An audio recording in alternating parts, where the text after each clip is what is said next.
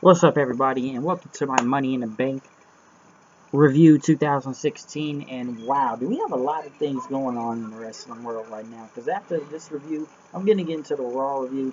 I got a lot to say. I know I owe an Impact review also. I know I couldn't even get through last week after the disaster. That's on Pop TV's fault, so blame them for that. But let's talk about Money in the Bank, folks. Money in the freaking bank. As we kicked it off with a fatal 4-way tag team title match.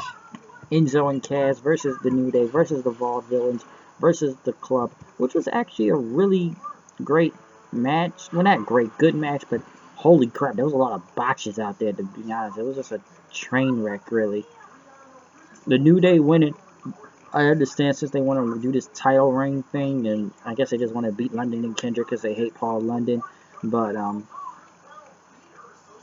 But I will say that the match was good, but it was just, it was just kind of very botchful. A lot of botches in that match, and what can you say about that? Like, I saw a lot of them in there, in the botching of the show.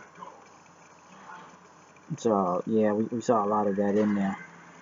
But other than, the botches and everything was crazy.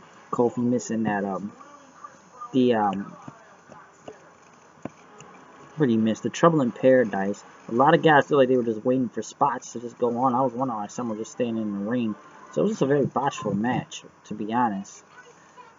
Baron Corbin versus Ziggler. Nobody cared as people chanting boring, and the announcers act like this was a great match, but Corbin got the win. I didn't really even care. I don't think this crowd didn't even care from the boring chant, so that's one thing.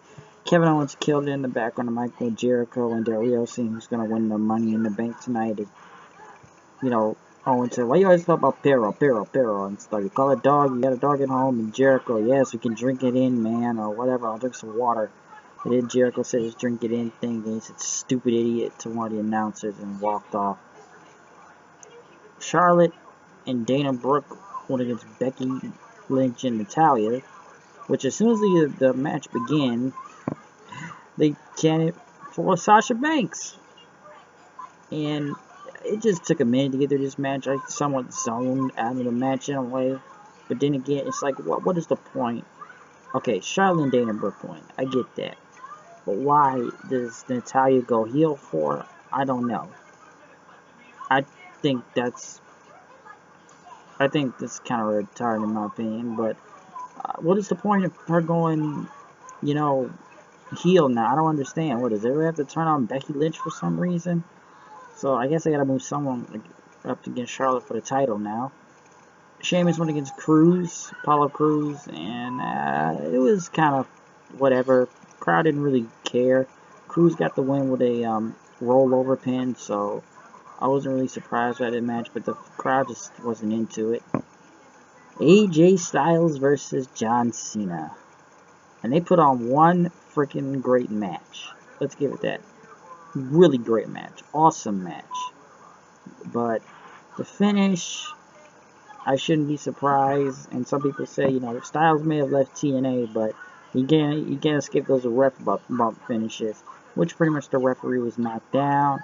And the Club came out and they hit their finisher on him. With AJ pretty much taking the rope, taking the pin, and walking off, then pretty much winning the match, which was a very great match. Vegas was hot out there, great crowd, and they were with it. But I don't think they were ever going to let Styles get a clean win. I feel like now, yes, there's now pretty much a bullshit win finish for Styles, and I'm sure Cena's going to get the next 3 wins, because it was going to be either AJ Styles gets a clean win and John Cena gets 2 to 3 wins, or it's going to be a fuck finish for AJ, and now he used the Club pretty much to win the match after the referee bump. So I guess it'll get heat on him somehow, but great match. It was just the finish of it in a way.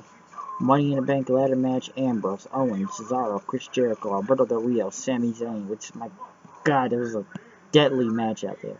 Especially Zayn doing that power bomb on Owens through the ladder. Del Rio nearly just falling off of the ladder onto the outside of the ring, nearly killing himself out there. And it was just an awesome match, pretty much. You didn't know who was going to get the briefcase. My money was on Jericho in a way, but or Kevin Owens, one of the two, because I thought one of those two were going to win it. But with Del Rio and Cesaro up there, and they just fell off. They just fell onto the turnbuckle. They just kind of deadly at one point. And it was Zayn trying to get on the ladder, but Owens knocked him, powerbombed him on it.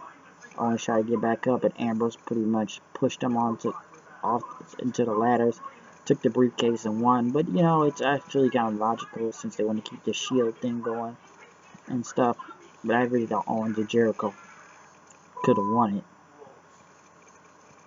Rusev Reigns Titus O'Neil for the U.S. Championship, which this match kind of came and by. I mean, yes, Titus O'Neil brought his kids. I like what somebody said, you know, if there's one thing I guess people learn, Shane McMahon, Titus O'Neil should never bring their kids to big name matches. They're just going to lose and, you know, kind of embarrass themselves in front of them. And then Rusev got on the mic and looked at his kids and said, your father's a loser. And he said, Happy Father's Day. He pretty much said on to that. And when we got into the main event, Roman Reigns versus Seth Rollins. Let's say about this pay-per-view. This pay-per-view went super long. Let's get this straight. This thing went almost like 30 minutes more. So, yeah. And we got a full match out of this. And a really good match. Really great match, really. But here's what I didn't see coming out of all this.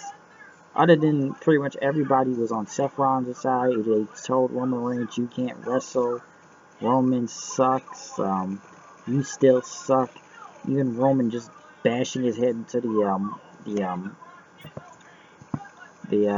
barricade after that spear. But Seth just coming in with buckle bombs and super kicks. But we didn't almost know who's gonna win. But Seth Rollins got the clean win with the pedigree on Roman Reigns and won the WWE Championship.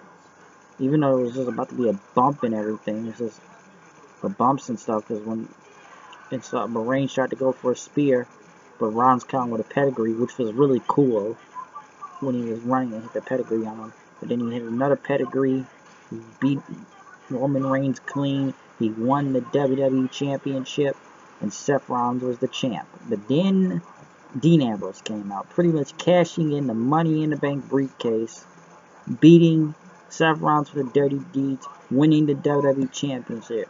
So now we have another new champion, and that is Dean Ambrose. And pretty much all three Shield members held the title tonight. Reigns had it, then Seth had it. Now Dean has it. What does this mean for Monday? I don't know. He may have got a great reaction tonight. Let's see how this goes when we get into the next review of Raw. But I'm done with this review. I'm out of here. I'll see you guys later. Peace.